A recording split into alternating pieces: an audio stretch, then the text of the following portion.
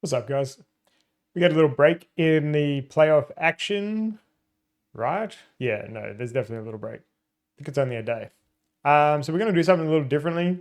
From the very first time, from the Four Nations game that I first watched, hockey psychology has been mentioned repeatedly. Looks like the most recent one is going to be a tough one for Leafs fans. But before we get into, I'm just going to watch it because it's the most recent. Before we get into watching hockey psychology, I want to thank you guys. Like, seriously, since we're doing a bit of a different video today, I thought I could just chat a little bit before we started.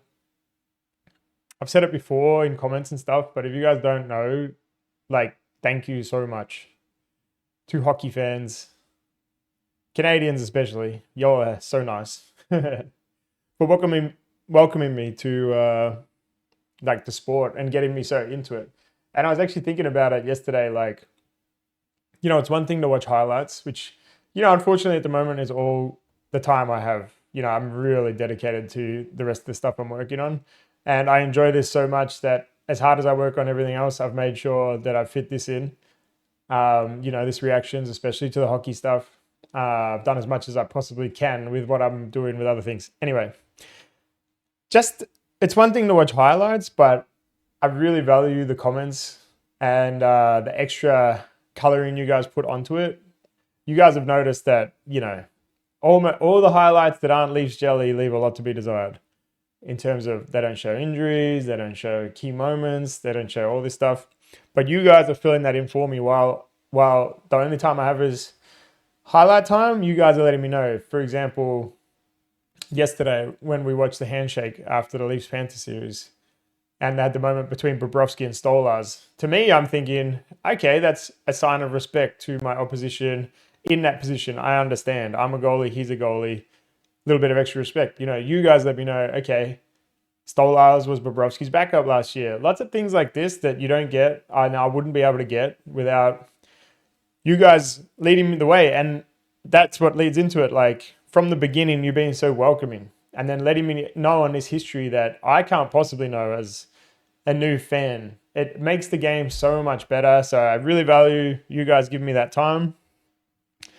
I guess we'll watch the hockey psychology video and then let's watch it. And I'll have a talk about what I think about the Leafs from, an amateur perspective, someone who hasn't been watching for very long. But anyway, more excitingly, finally I get to see my first hockey psychology video. I did try to watch one, but it was from years back and it was a mistake. This is the first time I'm going to hear him speak. Let's see. 9 straight years. It's been 9 straight years in the Austin Matthews era, and one occurring theme throughout has been failure. Yeah, so, well, we'll talk about it at the end, but obviously I've been hearing a lot about this. Despite pushing the defending Cup champs to 7 games, the words Game 7 have been the Toronto Maple Leafs' ultimate boogeyman. And with another egg and disappointment, this is likely the end for a group of core players who together are just flat out not built for the NHL playoffs. So let's take a deep dive into Game 7, the series as a whole, and how the defending Cup champs found a way. I saw some mixed reactions to Mana. Swearing, when I watched it, I liked it. I still think I like it. Even if you think the blame could be put on him, like, at least there's some passion being visible. I mean, I understand if he's not performing, but I thought it was cool to see that. And I feel like I would like to see that from my players. Stand tall yet again. Now, in Game 6, the Leafs played their best defensive game of the season. We covered it in our last video, how the Leafs had I don't know about the season, but of the series. The biggest response was the rim support for Toronto off the Panthers' forecheck, and how they're able to bypass the Panther pressure by using chips along the wall and then attacking off the rush. However, the Panthers did a few things to just totally suffocate the Leafs. First, the F3 for Florida just played a tiny... Wow, this is fascinating. Bit higher in the ozone. It is very subtle, but whatever hesitancy that the Florida Panthers D had in Game 6 to step up, it was just completely gone because of that support by the F3 of Florida. Anytime Toronto went up the wall, Florida's F3 was there in support for their defender. Panthers game works when it's seamless pressure, and that F3 is a big component of it. And the Leafs won the battle along the wall in Game 6, but the Panthers made it their mission to not allow that to happen in Game 7 and own the wall. They dared the Leafs to step out of their comfort zone and make a play into the middle of the ice. That's something you simply can't do cleanly against Florida when every guy is where they need to be and the D steps up to pinch. Now, the aggression isn't perfect. It actually almost led to the detriment of the Panthers. First, watch Florida here get caught cheating along the wall. These types of plays were here to be made in the first period for Toronto. The Panthers get over-aggressive, anticipating the chip up the boards. They make a play into the middle, and Scotty Lawton is all Swedish with that finish. Anticipating the chip up the boards, they make a play into the middle, and Scotty Lawton is all Swedish with that finish. He can't bury, it remains a 0-0 game. Same thing later as well. There was a few sort of breakaway attempts, so that's interesting. But it's really interesting to know if this, what it sounds like, and I'm sure Hockey Psychology is picking up on this, this would have to be like a coaching decision, right? To change this style. That's amazing. Leafs fourth line. The Panthers seal off the wall perfectly, but that leaves the middle wide open. Tanev makes a play into the middle. It creates another breakaway, but the Leafs fourth line come up short again. However, the Panthers also made adjustments on how they're dumping in the puck. In games 4, 5, and 6, we saw Florida spam the hard rim. But after losing game 6 and Toronto having an answer, game 7, Florida was... All right, I'm picking up on some terms here. I'm pretty sure I'm following them, but yeah, this is all a lot of new stuff to me. Way more methodical and calculated with their dump-ins. A lot more soft chips to areas where Florida was either first to the puck or had a good chance of winning the one-on-one battle to do so. And if they did decide to do a hard rim, the Panthers would only do it if they had 2 players on the far side this time to counteract the support of Toronto.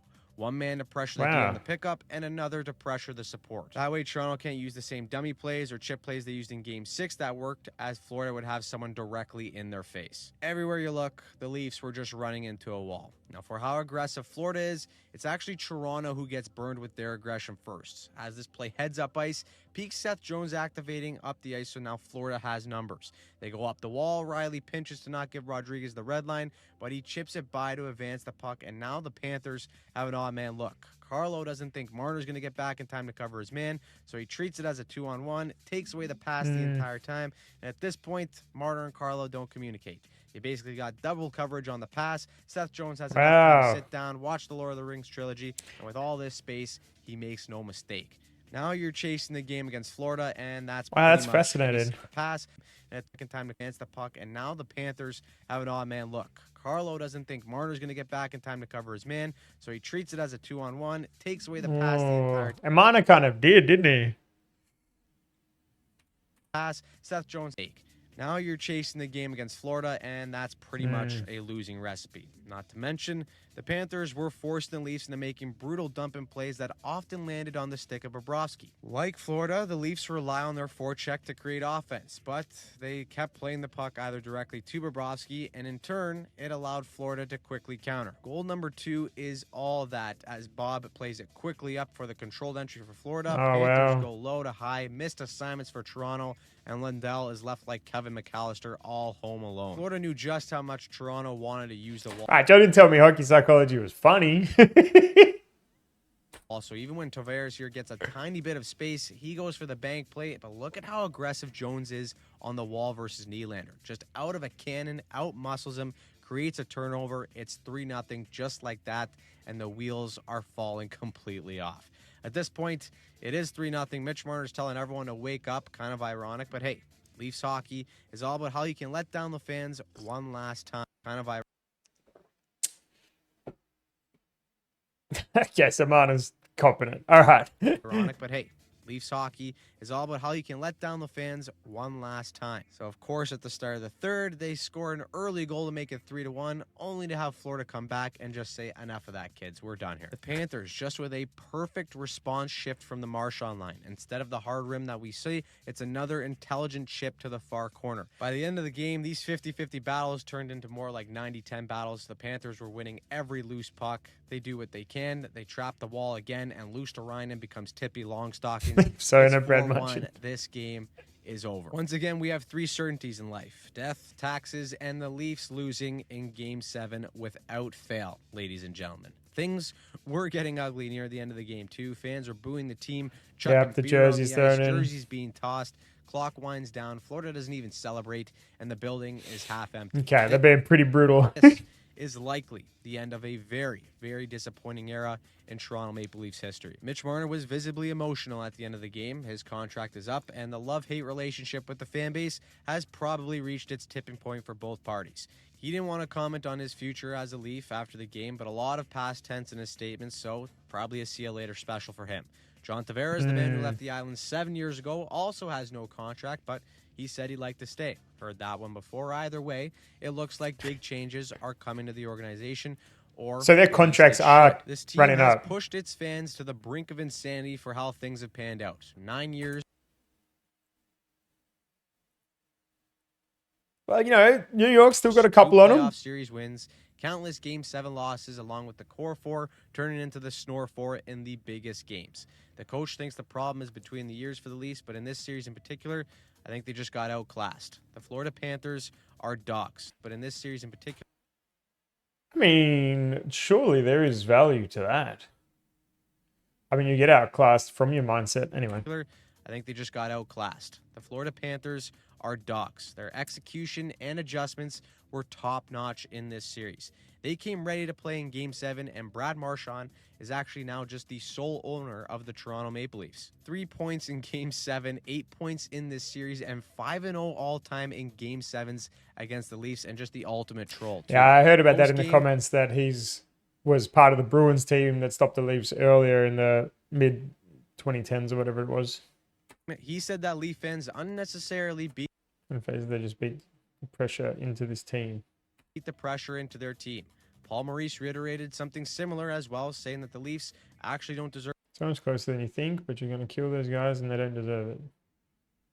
All the criticism and narratives that are going to come their way. Now, I'm sure the Panthers would love nothing more than the Leafs to keep running it back without a doubt. But despite them maybe feeling sorry for the Leafs in the media, they weaponized that pressure in Game 7. They took away the Leafs' safest options up the wall on the breakout and dared them to step out of their comfort zone and make a play into the middle of the ice. When the game is 0-0, the Leafs seemed a bit more willing to make these types of plays. But as they conceded the first goal, everything just tightened right up for Toronto. You can just see how the Leafs feel the pressure of the moment on home ice. They get ultra safe trying to stick to their system and bypass the Panthers up the wall, but that just further feeds into Florida's game. The Panthers and Maurice knew that and leaned into it, especially with how things got off the rails in Game 5. They knew that Toronto wasn't going to deviate from their so-called game if things went wrong, and so they leveraged that in Game 7. However, if the past decade's results indicate anything about this Toronto Maple Leaf team, it's that their construction of this current group of core players just isn't built for playoff success. When you look back at when all these players came into the league on this team, it's crazy to think of all the hype that came with this group. I mean, look at this magazine cover. Leaf fans were planning the parade ever since they arrived, and now the parade is more canceled than ever. The Panthers that's pressure. Carolina Hurricanes in round 3, while the Toronto Maple Leafs can pack their bags and book the tea times in Cabo. So, what do you think is next for the Toronto Maple Leafs organization? Is Marner staying or leaving? Is there a big trade? Who do you think is going to win between Carolina and Florida? Let us know in your thoughts down below. And if you want to see more breakdowns for the rest of the NHL playoffs, make sure you hit that subscribe button and turn on notifications. God, that Marchand meme, that one's rough. So sorry, Leafs fans. I figured that would be...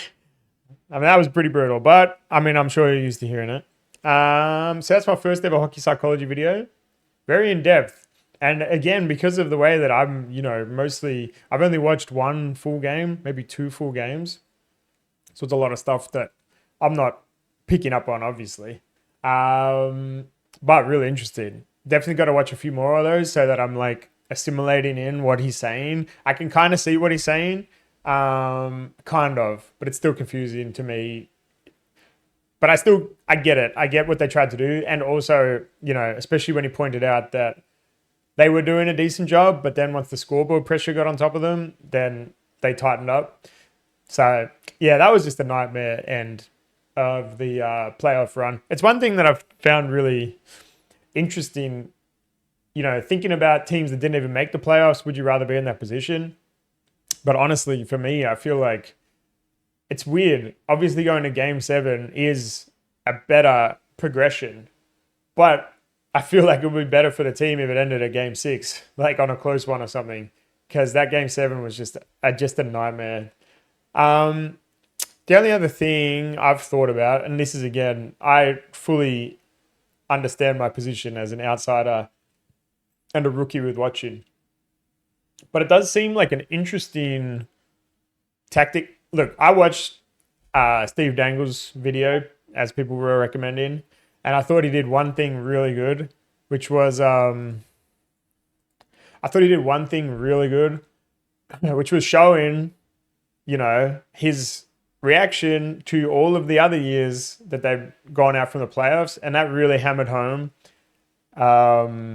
that something has needed to change and hasn't, because it's the same reaction, saying the same things year after year after year. So I thought he did a really good job of showing that. But everybody talks about, I've learned pretty quickly about the expectation on the Leafs, the Toronto media, or not just the Toronto media in general on the Leafs. And it seems to me, having your focus on 4 players, right? It's like the big 4, right? Is it? Or let's say it's 3. I know it is 4, but let's put it on a couple of players. I hear Matthews and Marner talked about the most. If you are in that place where the magnifying glass is like under the sun and applying heat, surely that compacts it or increases it more by then having that focus then driven into, even a smaller group of players in the team. So I'm sure it's going to be due to, it sounded like Tavares and Marner's contracts are up. So maybe that leaves some opening to start the change. Change is most likely going to be a little painful at first, but it sounds like the fans need change. And even if you're not a fan, like, the record is showing it. Like I said, that Steve Dangle video really emphasized like how long this has been an issue for. This is my first playoff series. This is my first time following the Leafs. So yeah, I hope that there will be brighter days for Leafs fans. You guys have been nothing but absolutely wonderful to me. So I hope that the change can come. It sounds like it's an interesting. Someone raised a really interesting point in the comments yesterday, actually, about the Leafs doing well in the regular season, but then not making it deep into the playoffs, and then how that affects their draft picks. Because the sport that I follow doesn't have draft picks. So that's a totally thing that I would never even think of. There's so many little aspects. And again, that's why I thank you guys for bringing me into it. Obviously, all my videos are unscripted and I just get on here and have a chat with you. But I hope you appreciate it, guys. I've really enjoyed this journey. I'm still excited for the rest of the hockey to come. I'll be... of all the teams I've watched, Oilers have been my favorite, so I'll be closely watching Oilers. We'll be able to catch every game from now, though. We shouldn't miss any now that the amount of teams reducing. So it's going to be awesome. We've got a lot of good stuff to come. Thank you guys so much. Thank you, Hockey Psychology, for making this video. Appreciate y'all. I'll be back soon. I think the playoffs are back like tomorrow, so let's go. All right, peace out, guys.